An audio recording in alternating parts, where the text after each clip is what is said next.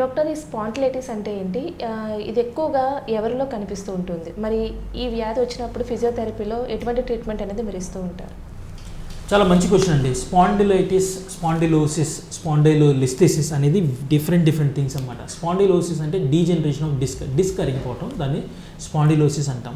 Spondylitis అంటే inflammation of the facet joints. చిన్న joints ఉంటాయి వర్టిబ్రల్ కాలంలో, ఆ ఫేసెడ్ జాయింట్స్ అంటాం. Superior articular facet, inferior articular facets అని. ఆ దాంట్లో ఇన్ఫ్లమేషన్ కానీ డీజనరేటివ్ చేంజెస్ ఉంటే దాన్ని స్పాండిలైటిస్ అంటాం. సో స్పాండిలోలిస్థెసిస్ అంటే forward slipping of one vertebra, ఒక వర్టిబ్రా నుంచి ఇంకో వర్టిబ్రాకి స్లిప్ అయిపోవడం జరుగుతుంది ఉంటుంది, దాన్ని స్పాండిలోలిస్థెసిస్ అంటాం. సో ఈ కారణాలు ఏదైనా సరే, ఇప్పుడు 30 నుంచి 40 సంవత్సరాల వాళ్ళు సాఫ్ట్వేర్ ప్రొఫెషనల్స్ ఎక్కువగా ఈ సెర్వికల్ స్పాండిలోసిస్ అండ్ లంబార్ స్పాండిలోసిస్తో బాధపడుతున్నారు.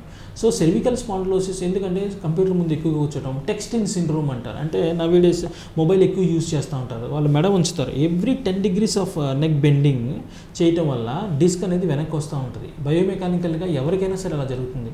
ఎవరైతే ఎండకి ఎక్స్పోజ్ అవ్వరో, సన్లైట్కి ఎక్స్పోజ్ అవ్వరు, సన్ రేస్కి ఎక్స్పోజ్ అవ్వరు, సో మజిల్ వేస్టింగ్ ఉంటుంది, ఏసీలో ఎక్కువ కూర్చుంటూ ఉంటారు, వాళ్ళకి ఏమవుతుందంటే ఈ మజిల్ వేస్టింగ్ డెవలప్ అవ్వటం వల్ల, కొన్ని ఓవర్ యూసేజ్ చేయటం వల్ల, కొంతమంది ఎక్కువ థిక్ పిల్లోస్ యూజ్ చేసేవాళ్ళు ఉంటారు, వాళ్ళు ఓవర్ హెడ్ యాక్టివిటీస్ కమ్యూనికేట్ అవ్వడానికి తల ఎక్కువ ఊపుతూ ఉంటారు. సో నేను యాంకర్స్ని ఎక్కువ చూస్తుంటారు, వాళ్ళు తల ఎక్కువగా ఆడిస్తూ ఉంటారు. సో అలాంటి వాళ్ళు స్పాండిలైటిస్ చేంజెస్ ఎక్కువగా జరుగుతూ ఉంటాయండి. సో దీన్ని ఎలా ప్రివెంట్ చేసుకోవాలంటే మెడ వంచడం తగ్గించుకోవాలి, కమ్యూనికేట్ చేసేటప్పుడు మెడ ఆడించడం, ముందుకు వెనక్కి ఆడించడం తగ్గించుకోవాలి. ఎవరైనా వెనక నుంచి పిలిచినప్పుడు మొత్తం తిరిగి చూడాలండి. సో అలానే ఓవర్ హెడ్ యాక్టివిటీస్, కింద నుంచి వస్తువు తీసుకొని అటక మీద పెట్టడం, అటక మీద వస్తువులు తీసుకొని కింద పెట్టడం, ఇలా చేయకూడదు. సో 2 kgs కంటే వెయిట్ ఎక్కువ లిఫ్ట్ చేయడం చేయకూడదు. ఇది పిల్లోస్ యూస్ చేసేటప్పుడు head, neck and shoulders 3 cover అయ్యేటట్టు పెట్టుకోవాలి. Okay, heavy weight helmets use చేయకపోవటం అనేది మంచిది.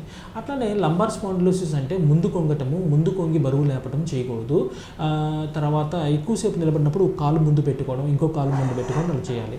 నేల మీద కూర్చోటము, తర్వాత మెట్లు ఎక్కడం దిగడం తగ్గించుకోవాలి. ఇవి లంబార్ స్పాండిలోసిస్ అంటాయి. ఇంకోటి ఏంటంటే లంబార్ ఎర్గనామిక్ చైర్స్ అని దొరుకుతాయి. ఎర్గనామిక్ చైర్స్తో కంప్లీట్గా మనం బ్యాక్ రెస్ట్కి సపోర్ట్ చేసుకుని కూర్చోడం అనేది చాలా ఇంపార్టెంట్. ఈ యాక్టివిటీస్ చేయటం వల్ల మీకు ఫ్యూచర్లో మళ్ళీ సాటికా ప్రాబ్లం రాకుండా మనం కాపాడుకోగలుగుతాం.